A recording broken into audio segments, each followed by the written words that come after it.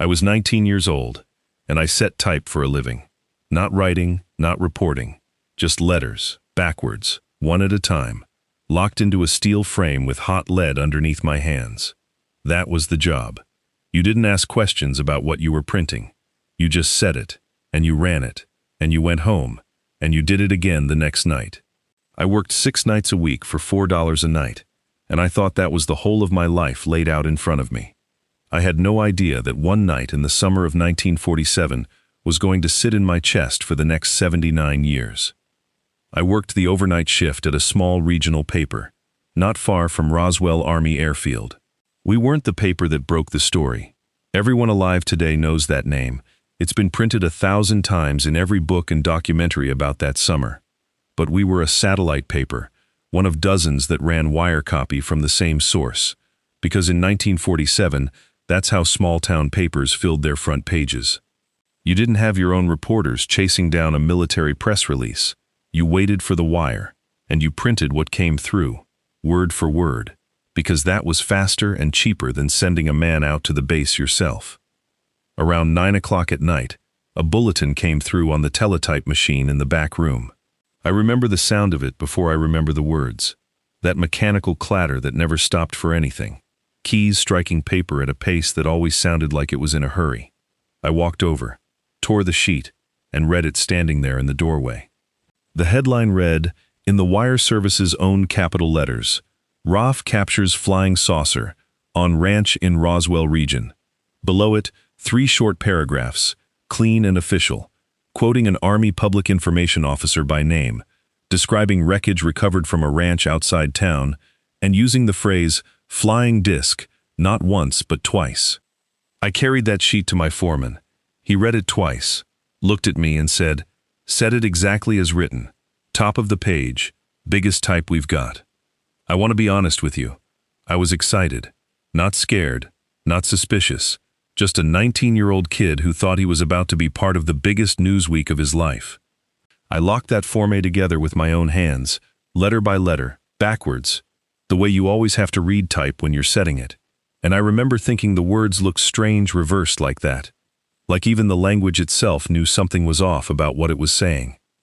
We ran the first edition a little after 11 that night.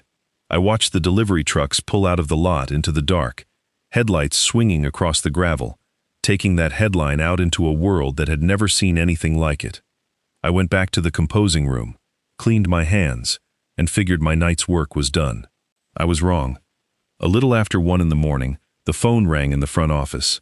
I wasn't the one who answered it, but I was close enough to hear it ring, and close enough to see my foreman's face when he came out of that office 5 minutes later.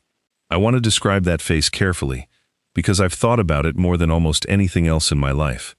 He wasn't panicked. He wasn't confused.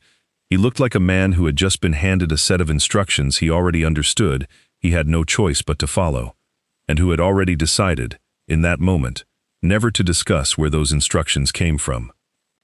He walked straight into the composing room, straight to my station, and told me we needed to break down the front page and reset it before the second print run went out.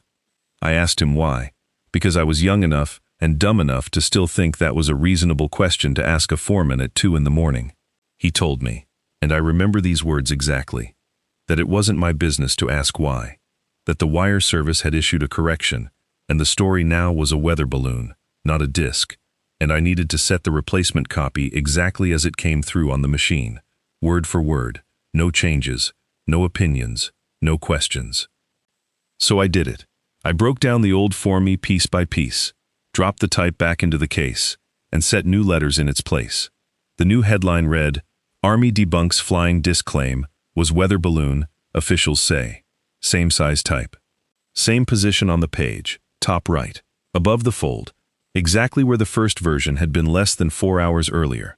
If you'd walked in off the street and picked up that second edition, you would have had no way of knowing that a completely different story, naming a completely different object, had existed at all.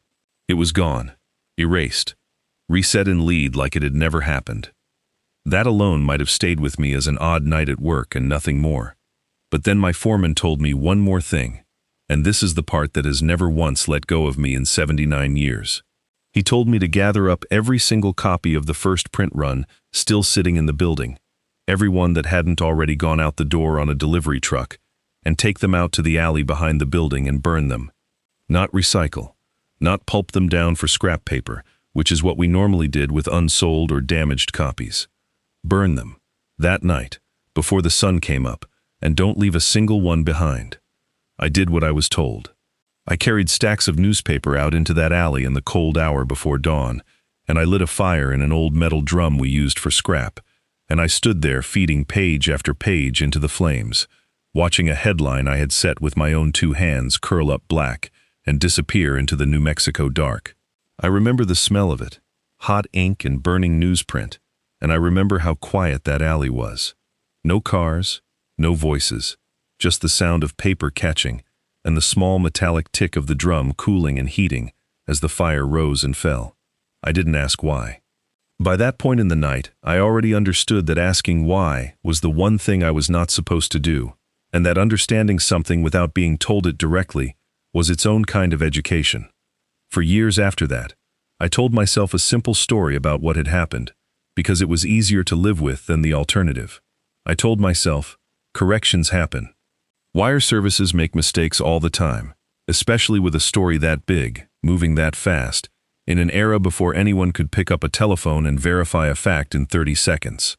I told myself the burning was just standard practice, that maybe there was a liability concern. Maybe the paper didn't want unsold copies with an unverified claim circulating around town causing a panic. I told myself all of that for almost 50 years, and it worked, mostly, because I had a life to live, a family to raise, decades of ordinary nights setting ordinary type for stories that had nothing to do with flying saucers. But 2 things never fully sat right with me, and the older I got, the louder those 2 things became, until eventually they were the only things I thought about when I let my mind wander back to that summer. The first thing was the speed of it. I want you to understand what wire corrections actually looked like in 1947, because I worked in that industry for the next 4 decades, and I know exactly how they moved. A correction to a story that size, in that era, without dedicated phone lines, without any of the verification systems that exist today, would have taken hours to draft, hours more to route through the correct wire desk, and hours after that to transmit to every subscribing paper in a region. What I watched happen that night took place in under 4 hours, reached what I later learned were dozens of papers across a wide radius, all receiving the exact same replacement copy, word for word, at almost exactly the same hour. In 30 years of working wire desks after that night, I never once saw a correction move that fast, that clean, or that uniform. Somebody had the second headline ready before the first one had even gone to print. That is the only explanation that has ever made sense to me, and it is not a comfortable one. The second thing was that phone call itself. My foreman and I worked together for another 11 years after that night. We were close, in the way men who work a printing press together at 2 in the morning become close. He told me things over the years about far more sensitive subjects, things about his own life, his own mistakes, things he probably shouldn't have told a younger man at all. But on the subject of that one phone call, on who made it and what exactly was said, he would not say one single word. Not that year, not 10 years later, not even in his final years when we would sit together and he'd had enough to drink that his guard came down on almost everything else. Every time I brought it up, gently, just between us, he would go quiet, change the subject, and once, only once, near the end of his life, he looked at me and said, "Some things you carry alone so nobody else has to carry them with you." He died without ever telling me who was on that phone, and I have spent the years since wondering whether that silence was fear, or loyalty, or something closer to protection, protecting me from whatever he knew. I've read everything I can find about what happened outside Roswell that summer. I've watched the documentaries, read the books, listened to every so-called insider account that's surfaced over the decades. Almost all of it focuses on the ranch itself, the debris field, the alleged wreckage, the alleged bodies. Almost none of it focuses on what I actually witnessed, which wasn't anything in the sky or on the ground, but something that happened in newsrooms up and down that stretch of New Mexico in the middle of that same night. A coordinated effort, reaching dozens of papers within a matter of hours, replacing one story with its exact opposite, and then ensuring that every physical trace of the original was destroyed before a single reader could compare the two versions side by side. I never saw a disc. I never saw a body. I never saw wreckage of any kind. I was a 19-year-old kid standing at a composing table with ink under his fingernails, and the only thing I can testify to with absolute certainty is what I did with my own two hands that night, and how quickly, how completely, and how quietly an entire version of the truth was made to vanish before the sun came up. I am 98 years old as I record this. My foreman has been gone for almost 20 years now. Nearly everyone who worked in that composing room beside me has passed. There is no one left alive who can confirm what I'm telling you except my own memory, the smell of hot lead and burning newsprint, and a headline that existed for less than 4 hours before it was erased from history as completely as if it had never been written at all. I don't know what came down on that ranch in the summer of 1947. I will go to my grave not knowing, and I've made my peace with that. But I know this much for certain. Whoever made that phone call that night already knew, before most of the world had even finished reading the first version, exactly what story they wanted history to remember instead. And they made absolutely certain that a 19-year-old typesetter would spend the rest of his long life wondering exactly what he had been made a part of. That's my testimony. I've carried it for 79 years. I don't intend to carry it any further than this.